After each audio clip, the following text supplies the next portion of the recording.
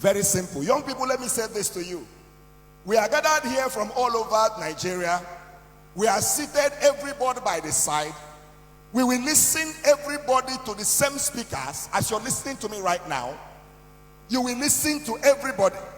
But it is not everybody that the words will be effective in their lives. It is going to be effective for the person who listens and decides that the prophecies on his head will not go in vain. This is University of Nigeria and Nsukka. Several years ago, I came to this school as a student. Before I came to this school as a student, I was physically challenged at the age of 3. And between the ages of 3 and 10, I was a beggar in my village. Everybody knew me. I was crawling on the floor for 7 good years. I will hang something on my neck. I will go to the marketplace to beg. That was what I was doing for 7 years. And for these 7 years, all my age mates were already in school. I was despised. I was nobody. Until one day, I decided to go to school. And when I got to school, the headmaster made a mockery of me and said to my father, "Why did you bring this one here? What did he come here to do?" He said to my father, "He can't be a student. So take him back home. He can't be a student." And then I asked the man, "What will I do?"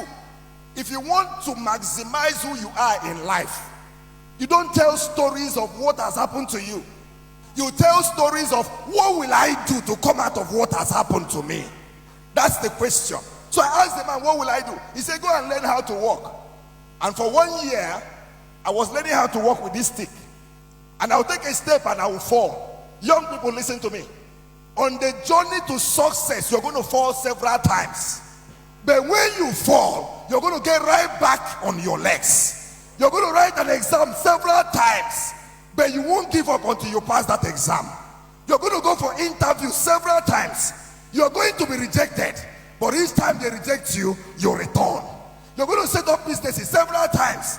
You're going to make mistakes, but a mistake does not define who you are. And so from primary school, working with a stick, I came to this University of Nigeria and Nsukka. And when I entered this school, life was a hell for me. No money to eat, nothing. And then, to make matters worse, I didn't have a leg to walk with. I was telling my driver that brought me that I used to walk from 6 flats to Akintola hostel with this stick in my hand. Why? Because I wanted to prove somebody wrong. I knew I might be physically challenged, but that is not who I am. I know that you might not be beautiful according to people's standards, but that's not who you are. I know you might not be as rich as others, but that's not who you are. I know that you might not come from the greatest of families. Young person, that's not who you are. So I came in here, and then I had a terrible experience after I lost my dad. A lecturer, I went to ask him a question in the class, and this man said to me, "Bring the question to the class. I want everybody to gain from this question." So I came to the class, and he said to me, "Come and stand in front of the class at the mass communication department at the Faculty of Arts here." So I stood in front of the class, and this man looked at me and said, "You asked me a question." I said, "They said, let me ask you questions too." He said to me, "When you were entering the university, where did you pass?" I said, "Sir, I passed through the university gate." He said, "When you were passing, who did you see?" I was wondering, what was the need? I said, "Sir, I saw the transporters, the Okada people." Said, "Yes." "Who else?" "I saw the security people." "Yes." "Who else?" "I saw those hawking."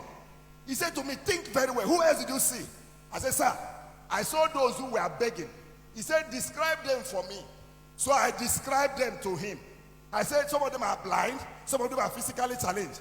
This lecturer pointed me in my face and said to me, "That's where people like you stay, at the gate." He said to me, "Pack your things, go to the gate, sit at the gate and beg." He said to me, "You will never become anything. Your place is at the gate." He said to me, "Look around the class. Is there anybody with a stick in their hand?" He said, "Pack." Listen to me, child of God. Young people, listen. Life is not about the container, but the content. Life is not about the container.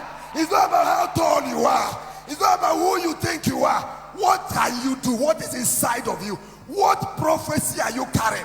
What dream are you carrying? Can I share to you? I left this school with a first class. Listen to me, young people. I left this school with a CGPA of 4.86. Listen to me, young people. Today as I stand here, I have a PhD. I am a lecturer and I teach in 2 different schools. I have cars that I drive on my own. I have family, I have a wife and children. Listen, child of God. Nobody is your classmate. You are your own. Nobody should influence you. Hey, young person, listen to me. You are not in competition with anybody. By the special grace of God, I have traveled around the world. The last time I got to UK, I got to London Heathrow Airport with the same stick in my hand. That's something for which they mocked you.